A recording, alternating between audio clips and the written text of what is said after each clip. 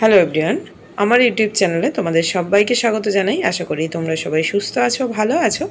আজকে তোমাদের সাথে একটা পনিরের রেসিপি শেয়ার করতে চলেছি। প্রথমেই আমি একটা প্যান বসিয়ে দিয়েছি, তাতে একটুখানি ঘি নিয়ে নিচ্ছি। তোমরা এটা কিন্তু তেলেও করতে পারো। দিয়ে এখানে আমি একটু লঙ্কার গুঁড়ো, হলুদ আর নুন দিয়ে নিচ্ছি। দিয়ে আমি পনিরগুলোকে ফ্রাই করে তুলে নিচ্ছি একটা প্লেটের মধ্যে। ওই প্যানের মধ্যেই আমি গোটা গরম মশলা আর তেজপাতা ফোড়ন দিয়ে নিচ্ছি। দিয়ে আমি এখানে বেশ কিছুটা পেঁয়াজ কুচিয়ে রেখেছিলাম, সেই পেঁয়াজটাকে আমি ভালো করে একটু ভাজা ভাজা মতো করে নেব।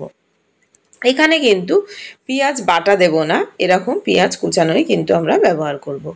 পেঁয়াজটা ভাজা ভাজা এদিকে হচ্ছে, এদিকে আমরা একটা পেস্ট রেডি করব, সেটা হচ্ছে টমেটো আর টক দই। এখানে আমি 2 চামচ মতো টক দই ব্যবহার করছি। আর এখানে আমি 2টো টমেটো দিয়েছি। এটা দিলে টেস্টিও হবে, গ্রেভি গ্রেভি হবে। তো দেখো, আমি পেঁয়াজটা একদম লাল করে ভেজে নিয়েছি। দিয়ে যেটা আমি পেস্ট করেছিলাম সেই পেস্টটা আমি এর মধ্যে দিয়ে ভালো করে নাড়াচাড়া করে নিচ্ছি। এর মধ্যে আমি নুন, হলুদ আর লঙ্কার গুঁড়ো দিয়ে দিয়েছি। আগে থেকে পনিরের মধ্যে হলুদ, লঙ্কার গুঁড়ো, নুন মাখিয়ে রাখার দরকার নেই, তেলের মধ্যে দিলে কালারটা আরও ভালো আসে। তো দেখো, তেল ছেড়ে দিয়েছে, বুঝতেই পারবে তোমরা যে এটা কষানো হয়ে গেছে। এটা একদম আমি গ্রেভি করব, শুকনো শুকনো করব। তোমরা চাইলে কিন্তু আরেকটু বেশি জল দিতে পারো।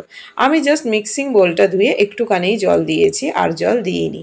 পনিরগুলো দিয়ে দিয়েছি। আর একটুখানি দেখাই, এদিকে আমি একটুখানি চিকেন রান্না করছি। এটা একদম আলু দিয়ে ঘরোয়া একটা চিকেন, জাস্ট আলু দিয়ে এটা যেমন ঝোল হয়। তো দেখাচ্ছি, দেখো কালারটা কীরকম হচ্ছে কষানোর পর।